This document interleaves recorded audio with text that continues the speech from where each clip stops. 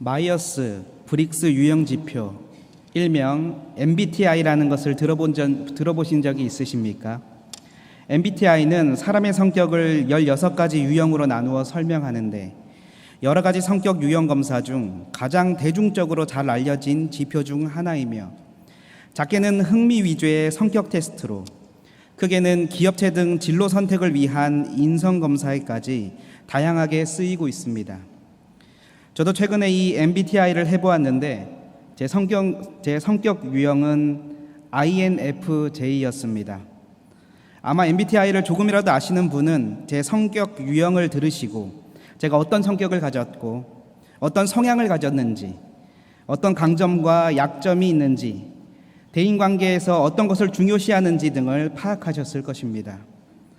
이처럼 사람들은 이 MBTI를 통해 자신의 성향이나 성격을 파악할 뿐만 아니라 다른 사람에게 공유함으로 다른 사람들이 자신에 대해 더욱 잘 알고 이해할 수 있도록 하는 도구로 사용하고 있습니다. 더 나아가 20, 30대 사이에서는 MBTI가 내가 어떤 사람인지를 대표하는 이미지가 되어 실제로 내가 어떤 사람인지에 대한 경험도 없이 이 MBTI가 나를 판단하는 결정적인 근거가 되고 있습니다. 물론 79억이 넘는 사람을 단 16개의 유형으로 구분하고 있는 이 MBTI를 통해 자신을 나타낸다는 것은 분명히 한계가 있는 일일 것입니다. 그러나 이 간단한 4개의 철자만 알면 그 사람의 대략을 파악할 수 있는 것이 큰 장점으로 작용하여 많은 사람들의 관심을 받고 있는 것입니다. 하나님께서도 모세와 이스라엘을 향하여 이처럼 자신의 성품과 능력을 나타내는 하나의 도구를 주셨는데, 그것이 바로 하나님의 지팡이입니다. 에덴 동산에서 아담의 범죄로 인하여 하나님과의 친밀한 교제가 단절되고 그 교제를 통해 누렸던 모든 복으로부터 단절되어 버린 인류는 더 이상 하나님에게로 나아갈 방법이 없이 부패해 갈 뿐이었습니다. 그러나 하나님께서는 여전히 자기 백성을 향하여 눈과 귀를 열고 계셨으며 자기 백성과 친밀한 교제를 다시금 회복하기를 원하셨습니다. 마침내 하나님께서는 아브라함을 택하여 부르심으로 완전한 관계 회복을 위한 여정을 본격적으로 시작하십니다. 이것이 우리가 말하는 구속사인 것이죠. 애굽에 있는 자기 백성의 고통을 보시고 그 부르짖음을 들으신 하나님께서는 모세를 택하여 이스라엘 백성을 애굽에서 인도하여 내도록 하시는데, 그 목적 또한 이 아브라함 자손들에게 섬김과 제사를 받으심으로 그들과 친밀한 교제를 하기 위함이었습니다. 그리고 그 친밀한 교제를 위하여 하나님께서는 모세로 하여금 이 하나님의 지팡이로 10가지 재앙을 행하도록 하심으로 애굽의 모든 백성들이 여호와 하나님을 알도록 하셨으며, 지팡이를 들고 홍해를 갈라지게 하심으로 이스라엘 백성들에게 자신의 능력을 보이사 백성들로 하여금 여호와 하나님을 경외하도록 하셨습니다. 또한 젖과 꿀이 흐르는 땅, 하나님과 본격적인 교제가 이루어질 가나안 땅으로 가는 여정 속에서도 하나님께서는 마라의 쓴물을 단물로 바꾸시고 만나와 메추라기를 내려주심으로 이스라엘 백성에게 주인 되시는 여호와 하나님이 어떤 신이시며 종된 이스라엘 백성이 어떠한 태도로 하나님을 섬기며 하나님과 친밀한 교제를 나누어야 하는지를 끊임없이 알려주셨습니다. 광야의 여정 중에 닥쳐오는 여러 가지 시험에 빠져 하나님을 시험하려는 이스라엘 백성을 향하여 하나님께서는 하나님의 지팡이를 든 모세를 통하여 끊임없이 자신을 드러내시며 이스라엘 백성을 하나님 자신과의 친밀한 교제의 무대로 이끌고 계셨던 것입니다. 오늘 본문 또한 하나님께서는 하나님의 지팡이를 든 모세를 통하여 행하신 2가지 사건으로 말미암아 시험을 당한 이스라엘 백성에게 여호와 하나님이 어떤 분이시며 또 이 여호와 하나님을 어떻게 섬겨야 시험을 이겨내고 하나님과 친밀한 교제를 나눌 수 있는지 알려주고 계십니다. 오늘 이 시간 하나님께서 이스라엘 백성에게 행하신 2가지 사건을 통해 오늘날의 성도가 시험과 환난을 당할 때에 반드시 알아야 할 하나님은 어떤 하나님이시며 어떻게 해야 그 시험과 환난을 이겨낼 수 있는지 함께 알아보고자 합니다.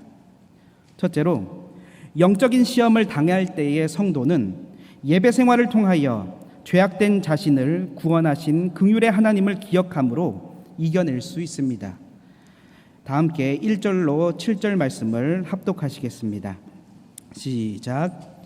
이스라엘 자손의 온 회중이 여호와의 명령대로 신 광야에서 떠나 그 노정대로 행하여 르비딤의 장막을 쳤으나 백성이 마실 물이 없는지라. 백성이 모세와 다투어 이르되 우리에게 물을 주어 마시게 하라. 모세가 그들에게 이르되 너희가 어찌하여 나와 다투느냐?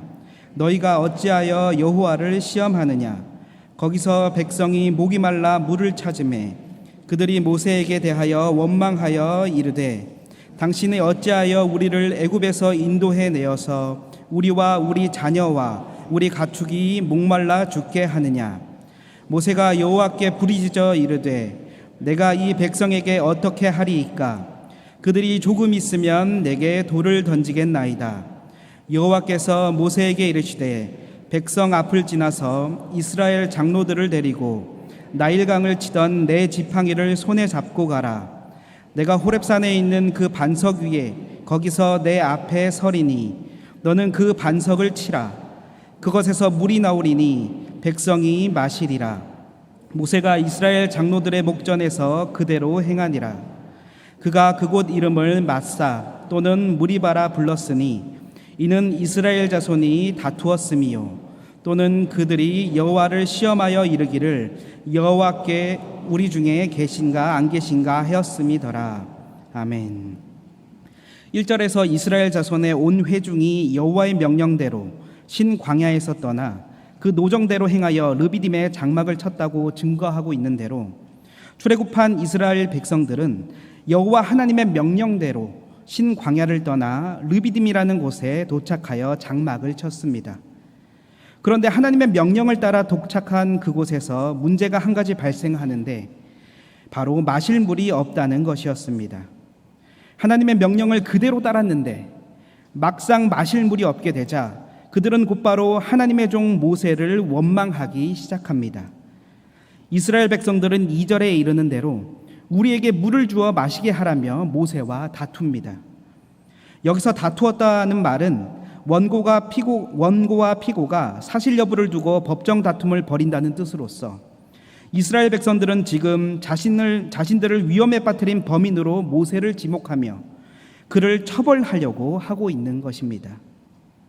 이처럼 이스라엘 백성들이 자신에게 불만을 터뜨리며 다투려 하자 모세는 2절에서 너희가 어찌하여 나와 다투느냐? 너희가 어찌하여 여호와를 시험하느냐라고 외칩니다. 그들은 겉으로는 모세를 범인으로 고소하여 그를 처벌하려고 하고 있었지만 사실은 모세의 목숨을 가지고 자신들에게 르비딤의 장막을 치라고 명령하신 여호와 하나님을 시험하고 있었던 것입니다.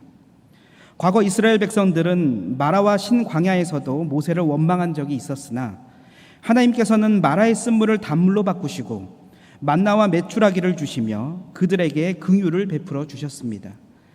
하나님께서는 그들의 원망을 오히려 이용하셔서 그들로 하여금 하나님의 말씀에 순종하면 하나님과의 친밀한 교제 속에서 복을 받아 누릴 수 있음을 가르치셨던 것입니다. 그러나 두 번의 원망으로 두 번의 은혜를 받아 누렸던 이스라엘 백성의 반응은 전혀 딴판이었습니다. 그들에게 하나님과의 친밀한 교제와 섬김은 안중에도 없었습니다. 그들은 자신들이 원하는 때에 원하는 것을 얻기 위해 하나님의 능력을 그저 도구로 이용하려 했을 뿐입니다. 그래서 그들은 물이 없을 때에 하나님께서 목마름을 해결해 주실 것이라 믿는 가운데 인내해야 했음에도 오히려 모세에게 이제는 우리와 우리 자녀와 우리 가축까지 죽이려 한다는 죄를 뒤집어 씌워 돌로 쳐서 죽이려 했던 것입니다. 더 강하게 원망하고 더 강하게 따지고 들면 하나님께서 즉시 그리고 더 많이 주실 것이라는 계산 아래 감히 여호와 하나님을 시험하고 그와 직접 싸우려 들고 있는 것입니다. 이에 하나님께서는 모세로 하여금 이스라엘 장로들을 소집하여 나일강을 치던 지팡이, 즉 권능으로 애굽의 죄를 심판했던 지팡이를 들고 백성들 앞으로 나아가라고 명령하십니다. 그리고 하나님께서는 충격적인 명령을 하시는데 6절에서 내가 모세 너의 앞에 있는 반석 위에 설 테니 지팡이로 그 반석을 치라고 명령하신 것입니다.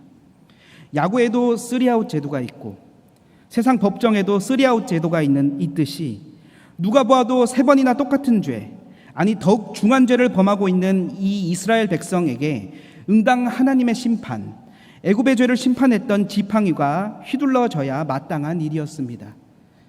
그런데 이스라엘을 향하여 한량없는 은혜와 사랑을 베푸셨던 하나님께서 오히려 내가 반석 위에 설 테니 그 지팡이로 반석을 치라고 명하시며 이스라엘 백성들이 마땅히 받아야 할 죄값을 대신 받으시겠다고 선언하고 계신 것입니다.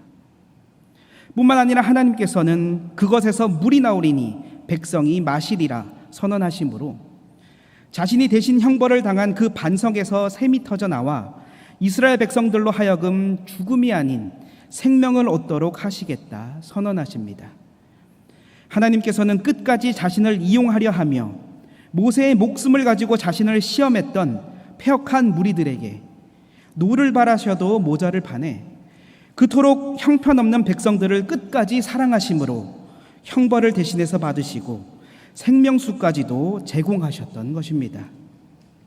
그리고 모세는 여호와 하나님의 한량없는 긍휼을 체험한 그곳의 이름을 짓는데 하나님의 긍휼을 나타내는 이름으로 짓지 않습니다. 시험이라는 뜻의 마사, 다툼이라는 뜻의 무리바라 짓습니다. 모세가 이처럼 은혜의 장소를 마사와 무리바로 지은 이유는 이스라엘 백성들이 이곳을 떠올릴 때마다 자신들이 하나님과 다툰 죄인이었고 하나님을 시험한 범죄자들이었으며 원래 심판을 받을 대상은 자신들이었음을 기억하도록 함이었습니다. 동시에 그럼에도 긍휼의 하나님께서 한량없는 은혜와 생명수를 베풀어 주심으로 구원함을 입었음을 영원히 기억하도록 하기 위함이었던 것입니다. 혹시 마취제의 역사에 대해 알고 계십니까?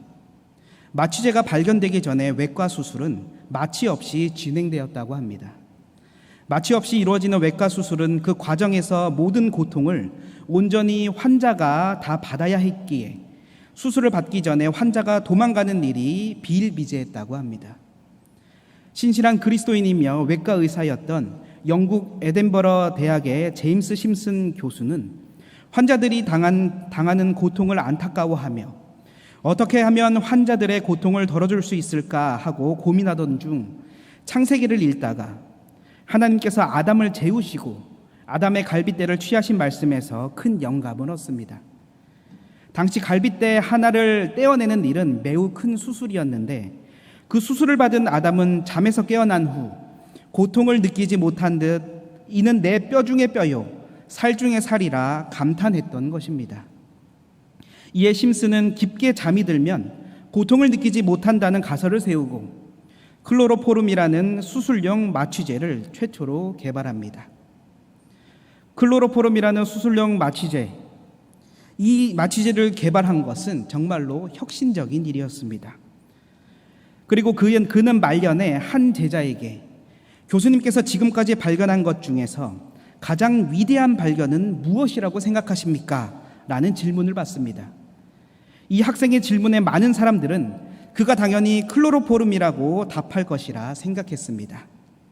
그러나 심슨 교수는 내가 찾은 가장 위대한 발견은 성경 말씀을 통해 내가 죽을 수밖에 없는 죄인이었다는 것과 예수 그리스도께서 나의 대속제물이 되셔서 나를 대신하여 징벌을 받고 십자가 위에서 죽으셨다는 것, 그리고 내가 그거를 믿음으로 용서를 받았다는 사실입니다 라고 답합니다. 그는 마취제뿐만 아니라 사람들이 칭송하는 수많은 업적을 이루었음에도 하나님 앞에서 자신은 그저 심판받을 죄인일 뿐이라는 사실을 고백했을 뿐만 아니라 죄인임에도 불구하고 예수 그리스도로 인하여 죄사함을 받고 구원받았다는 사실이 자신의 인생에서 가장 크고 위대한 일이었으며 어떠한 것으로도 결코 덮거나 가릴 수 없는 위대한 은혜라고 고백하고 있는 것입니다. 이는 예수 그리스도의 십자가 대속의 은혜와 이를 위해 독생자를 보내신 하나님의 긍휼을 체험한 성도라면 누구나 공감하는 일일 것입니다.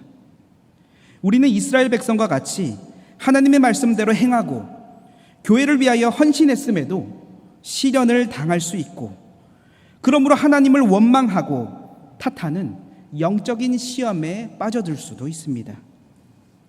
그러나 이때 성도가 하나님을 원망하지 않을 수 있는 이유는 마사와 무리바가 기록된 성경 말씀을 통해, 그리고 그 하나님의 말씀이 선포되는 이 예배를 통해 원래는 인생의 시련 따위와는 비교도 할 수 없는 지옥 영벌을 받아 마땅했던 죄인이 바로 나였음을 기억할 수 있기 때문입니다.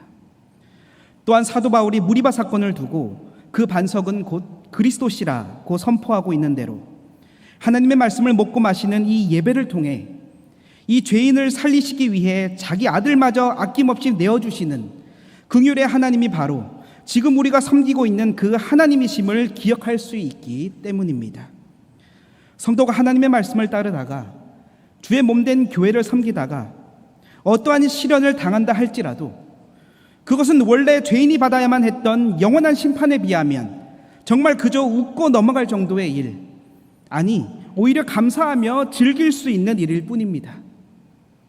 뿐만 아니라 원래는 죄인이 받아야 했던 심판을 성자 예수님께서 대신하여 받으심으로 그 죄를 용서받았을 뿐만 아니라 저 천국의 복지까지도 누리게 되었다는 이 하나님의 긍휼하심과 복된 소식 앞에서 어느 누가 감히 하나님을 원망할 수 있겠습니까? 그리고 매주일 낮과 밤으로 매일 새벽마다 수요밤과 금요밤마다 울려 퍼지는 하나님의 말씀을 통하여 늘 긍휼의 하나님을 체험하며 기억할 수 있는데 어찌 영적 시험에 빠져들 틈이라도 있겠습니까? 올바른 예배 생활을 영위하고 있는 성도라면 말씀을 통하여 날마다 긍휼의 하나님을 기억하도록 하시는 성령님의 역사하심으로 말미암아 영적 시험의 근처에 가기도 전에 그 입에서 원망과 불평이 터져 나오기도 전에 먼저 감사와 찬양이 넘쳐나게 되는 것입니다. 따라서 하나님을 섬기며 주의 몸된 교회를 위하여 헌신하며 살다가 영적 시험을 당하게 되었을 때 더욱 예배 생활에 전력하심으로 자신이 원래는 그보다 더한 심판을 받아야 마땅했던 죄인이었음을 깨닫고 지금 당한 시련은 생각도 나지 않을 만큼 위대한 사랑과 은혜를 베풀어 주셨으며 끝날에는 저 천국에서 영원한 복락을 누리게 하실 분이 바로 내가 섬기고 있는 긍휼의 하나님이심을 늘 기억하시는 가운데 더욱 주의 몸된 교회를 위하여 헌신하시기를 다짐하시는 모든 경외의 성도님들 되시길 바랍니다. 둘째로, 세상의 위협을 당할 때에 성도는 기도를 통하여 승리의 하나님을 의지함으로 넉넉히 이길 수 있습니다. 다 함께 8절로 16절 말씀을 함께 합독하시겠습니다. 시작. 그때에 아멜렉이 와서 이스라엘과 르비딤에서 싸우니라. 모세가 여호와에 이르되 우리를 위하여 사람을 택하여 나가서 아말렉과 싸우라. 내일 내가 하나님의 지팡이를 손에 잡고 산 꼭대기에 서리라. 여호수아가 모세의 말대로 행하여 아말렉과 싸우고 모세와 아론과 홀은 산 꼭대기에 올라가서 모세가 손을 들면 이스라엘이 이기고 손을 내리면 아말렉이 이기더니 모세의 팔이 피곤하매 그들이 돌을 가져다가 모세 아래 놓아 그가 그 위에 앉게 하고 아론과 홀이 한 사람은 이쪽에서 한 사람은 저쪽에서 모세의 손을 붙들어 올렸더니 그 손이 해가 지도록 내려오지 아니한지라. 여호수아가 칼날로 아말렉과 그 백성을 쳐서 무찌르니라. 여호와께서 모세에게 이르시되 이것을 책에 기록하여 기념하게 하고 여호수아의 귀에 외워 들리라. 내가 아말렉을 없이 하여 천하에도 기억도 못하게 하리라. 모세가 제단을 쌓고 그 이름을 여호와 니시라 하고 이르되 여호와께서 맹세하시기를 여호와가 아말렉과 더불어 대대로 싸우리라 하셨다 하였더라. 아멘.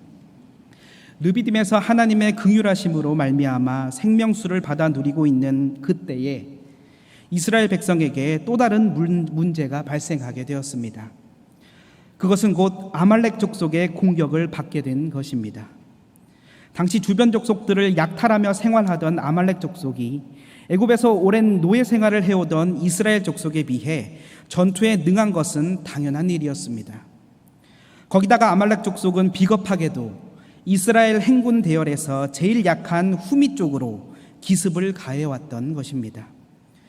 또한 아말렉 족속이 기습 공격을 가해오자 그제서야 모세가 여호수아를 대장으로 임명하여 즉시 사람을 택하여 전투 부대를 조직하도록 명령하는 것에서도 알 수 있듯이 이스라엘 백성은 전쟁에 대한 경험이 전혀 없었을 뿐만 아니라 전쟁에 대한 준비도 전혀 되어 있지 않은 상태였습니다. 그야말로 민족의 존폐가 걸린 큰 위기가 닥쳐왔던 것입니다. 그럼에도 모세는 조금도 당황하지 않고 여호수아에게 나가서 아말렉과 싸우라고 명령합니다. 그런데 조금 이상하지 않습니까? 생각해보면 여호수아는 그저 애굽의 노예였을 뿐입니다. 반면에 모세는 어떻습니까? 40년간 최강국 애굽에서 왕자 교육을 받았으며 각종 병법과 군대 운영법, 전투 방법에 대해 체계적으로 배운 그야말로 전쟁 전문가였습니다. 당연히 모세가 이번 전쟁을 지휘해야 함은 마땅한데 모세는 지금 전쟁에 대해 전혀 경험이 없는 여호수아에게 이번 전쟁의 지휘를 맡기고 있는 것입니다. 일견 이해가 되지 않는 이러한 명령을 모세가 내린 이유는 승리의 열쇠가 사람의 능력에 있지 않음을 그는 알고 있었기 때문입니다. 9절에서 모세는 내일 내가 하나님의 지팡이를 손에 잡고 산 꼭대기에 서리라고 하는데 여기서 하나님의 지팡이란 하나님께서 너는 이 지팡이를 손에 잡고 이것으로 이적을 행할지니라고 선언하신 지팡이로 애굽을 심판하였으며 홍해를 가르고 반석에서 생명수가 흐르도록 하는 데 사용된 하나님의 지팡이였으며 이스라엘이 위기 때마다 그들을 승리로 이끌었던 승리의 지팡이였습니다. 즉 이스라엘의 승리의 열쇠는 바로 권능의 지팡이를 통해 승리를 주시는 여호와 하나님이었던 것입니다. 그리고 이 하나님의 지팡이를 손에 잡고 산 꼭대기에 선 모세가 이스라엘의 승리를 위해 한 일은 손을 드는 것이었습니다. 여기서 손을 든다는 것은 하나님께 간구하는 기도를 드렸다는 것으로서 모세는 지금 하나님의 권능의 지팡이를 손에 잡고 하나님께 간구하는 기도를 드림으로 지금까지 이스라엘에게 승리를 주신 하나님의 능력을 전적으로 의지하고 있는 것입니다. 그런데 이상한 것은 11절에서 하나님께서 모세가 손을 들면 이스라엘이 이기고 손을 내리면 아말렉이 이기도록 하셨다는 것입니다. 민족의 존폐가 걸린 전투 현장에서 모세가 손을 내린다고 해서 그 기도를 쉬는 것은 아니었을 텐데도 하나님께서 이처럼 행하신 이유는 아론과 홀에게 더 나아가서는 앞으로 요단을 건너 본격적으로 가나안 정복 전쟁을 이끌게 될 여호수아에게 승리의 열쇠는 이스라엘 백성의 능력이 아니라 오직 승리의 하나님을 의지하느냐 의지하지 않느냐에 달려있다는 것을 알도록 하기 위함이었습니다. 그래서 하나님께서는 14절에서 모세에게 이르되 이것을 책에 기록하여 기념하게 하고 여호수아의 귀에 외워 들리라고 명하심으로 전쟁을 수행하느라 이 모세의 일을 보지 못한 여호수아에게 이 전쟁의 전말을 알도록 하시고 전쟁은 여호와께 속한 것임을 분명히 깨닫도록 하신 것입니다. 뿐만 아니라 모세는 15절에서 아말렉과의 전투에서 승리한 후 제단을 쌓고 그 제단의 이름을 여호와 니시라고 부르는데 이 여호와 니시란 여호와는 나의 깃발이라는 뜻으로서 이는 이스라엘이 곧 하나님의 군대임을 상징하는 것이었으며 또 이미 승리했으며 반드시 승리할 군대임을 나타내는 것이었습니다. 즉 이스라엘이 자신들에게 능력이 없음을 인정하며 간구의 기도를 드림으로 하나님을 의지할 때에 승리의 하나님께서 하나님의 군대인 이스라엘을 위하여 싸우심으로 이스라엘로 하여금 반드시 그 여호와의 승리의 깃발을 들도록 하신다는 것입니다. 또한 하나님의 깃발을 높이 든 하나님의 군대를 공격한다는 것은 곧 하나님을 향한 공격이었기 때문에 하나님께서는 자신의 이름을 위해서라도 반드시 승리를 얻도록 하셨던 것입니다. 이처럼 이스라엘 백성들은 비록 그 자신들의 능력으로는 결코 대적을 이길 수 없는 무능력한 자들이었지만 간구하는 기도를 통해 승리의 하나님을 의지함으로 반드시 그리고 완전한 승리를 받아 누렸던 것입니다. 손자병법 하면 가장 먼저 떠오르는 구절이 지피지기면 백전백승이라는 구절일 것입니다. 그러나 적을 알고 나를 알면 100번을 싸워서 100번을 이긴다는 이 말은 사실 손자병법에서 눈을 씻고 찾아봐도 보이지 않는 말입니다. 왜냐하면 실제로 백전백승을 한 장수는 아무도 없으며 손자병법의 저자인 손무 역시 모든 상황에서 이길 수 있는 승리의 비결이란 있을 수 없다는 것을 잘 알고 있었기 때문입니다. 그래서 실제로 손자병법에서는 이긴다라는 승이 아니라 위태롭다는 태가 사용되어 지피지기면 백전불태, 즉 적을 알고 나를 알면 100번을 싸워도 위태롭지 않다고 말하고 있는 것입니다. 다시 말해 세계 3대 병법서로 여겨지는 손자병법도 이기는 방법이 아니라 지지 않는 방법을 겨우 설명하고 있는 것입니다. 그러나 오늘 본문의 말씀은 우리에게 100번을 싸우든 1000번을 싸우든 반드시 이길 수 있는 방법을 알려주고 있는데 그것은 바로 기도를 통해 승리의 하나님을 전적으로 의지하는 것입니다. 이는 자신에게는 아무런 능력이 없음을 고백하는 기도인 동시에 반드시 승리하시는 하나님을 확신하는 기도이며 자신이 하나님을 대장으로 모시는 하나님의 군대임을 고백하는 기도이기 때문입니다. 하나님께서 대장으로 계시는 이 하나님의 군대가 단 한 번이라도 세상에게 패하는 일은 절대로 없으며 결코 있을 수 없는 일이기 때문입니다. 이미 예수 그리스도의 부활하심을 통해 승리하신 하나님과 그의 군대에게는 앞으로 올 완전한 승리만 남아있을 뿐입니다. 오늘날에도 세상은 우리가 하나님께로 받아 누리고 있는 건강과 물질 등을 세상의 병마와 세상의 욕심과 세상의 불의한 정치 권력 등으로 위협하며 교묘하게 세상의 것으로 이 모든 것을 얻을 수 있다 유혹해오고 있습니다.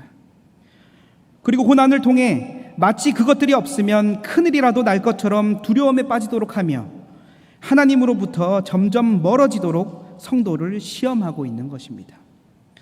그러나 이러한 세상의 위협 앞에 이 세상을 창조하신 하나님의 능력을 알고 결코 패함이 없으시며 실패가 없으신 분이 바로 내가 친밀하게 교제하고 있는 승리의 하나님임을 아는 성도가 어떻게 세상의 문제를 해결하는데 가장 먼저 하나님을 떠올리지 않고 세상의 방법을 먼저 떠올릴 수 있겠습니까?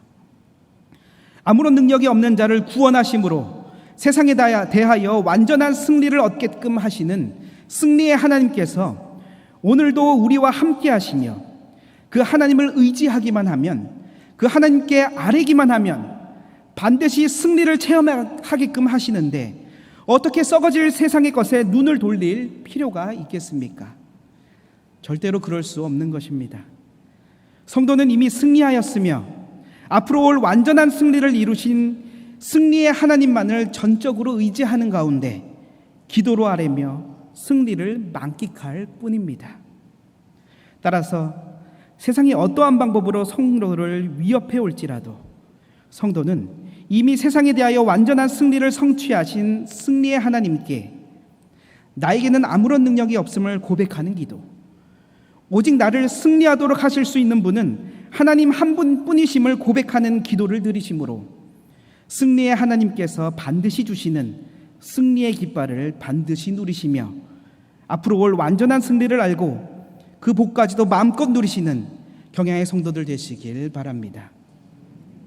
성도 여러분, 그리고 헌신을 다짐하시는 서서울, 김포, 여의도, 영등포, 동남북, 서울 교구 성도 여러분, 매 순간 하나님의 은혜를 받아 누린 하나님의 백성으로서 하나님의 은혜를 인내하며 기다려야 했으나 오히려 하나님을 원망하고 대적하는 범죄를 저지른 이스라엘 백성과 이들을 향하여 자신이 대신 형벌을 받으시고 생명수까지 내어주시는 놀라운 긍휼을 보이신 무리바 사건, 강력한 아말렉의 기습 공격으로 인해 그야말로 민족의 존폐가 걸린 큰 위기 속에서도 당황하지 않고 하나님께 간구하는 기도를 드리며 하나님만을 의지한 이스라엘 백성과 이들을 향하여 권능을 발하시며 확실한 승리를 보이신 아말렉과의 전쟁.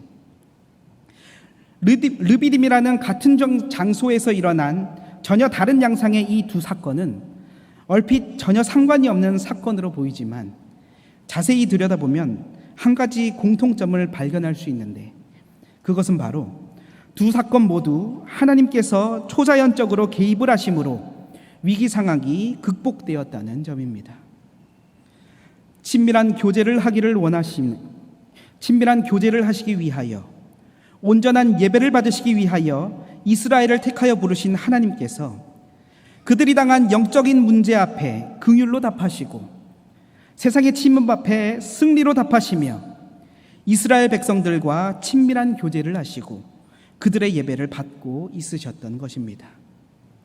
마찬가지로 하나님께서는 르비딤의 이스라엘과 똑같은 문제 앞에 직면해 있는 오늘날의 성도를 향해 더욱 크신 은혜를 베풀어 주시며 친밀한 교제를 나누시고 예배를 받으시기를 원하고 계십니다.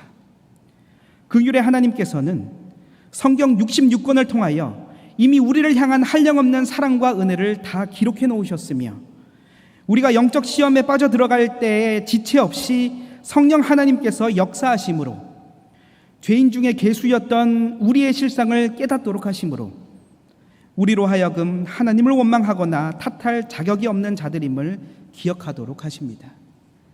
동시에 그 죄를 대속하신 예수 그리스도의 십자가 대속의 현장으로 우리를 데려가심으로 그 사랑을 우리로 하여금 생생하게 기억하도록 하십니다. 그 예수 그리스도의 사랑 앞에 감히 하나님을 원망하고 시험하려는 우리의 영적 시험은 온데간데 없어지고 오직 긍휼의 하나님을 향한 감사와 찬미만 있을 뿐입니다. 그러니 성도는 영적 시험에 빠졌을 때 이 긍휼의 하나님을 만나 친밀하게 교제를 나눌 수 있는 이 예배의 장소를 더욱 필사적으로 찾을 수밖에 없는 것입니다. 또한 승리의 하나님께서 예수 그리스도의 부활로 말미암아 이미 온 우주를 향하여 승리를 확정하셨을 뿐만 아니라 그 승리의 상급을 영원히 받아 누릴 수 있는 저 천국에 이미 나의 거처를 마련하고 기다리고 계시는데 어찌 세상의 위협 앞에 하나님이 아닌 다른 것들의 시선을 돌릴 수 있겠습니까? 더욱이 그 승리의 하나님께서 자신을 의지하기만 하면 여호와의 니시의 깃발을 높이 들도록 반드시 승리를 주시겠다 약속하고 계시는데 어찌 하나님이 아닌 다른 것들을 의지할 수 있겠습니까? 따라서 하나님의 말씀에 순종하며 나아가다가 하나님을 원망하고 탓하려는 영적 시험이 찾아올 때에 오직 하나님의 말씀을 통하여 심판의 대상이었던 내가 독생자까지 내어주시는 하나님의 긍휼하심을 입어 구원받았다는 사실을 깨달으심으로 그 원망의 입술을 감사와 찬양의 입술로 바꾸시는 긍휼의 하나님을 체험하고 세상의 온갖 핍박과 위협을 당할 때에 가장 먼저 하나님께 드리는 간구의 기도를 통하여 이미 승리를 확정하신 하나님의 영광을 함께 누리게 되었다는 사실을 깨달으심으로 승리의 깃발을 높이 들도록 하시는 승리의 하나님을 체험하며 나아가시는 모든 경향의 성도들과 헌신을 다짐하시는 서서울, 김포, 여의도, 영등포, 동남 북서울 교구 성도님들 되시길 예수 그리스도의 이름으로 축원합니다.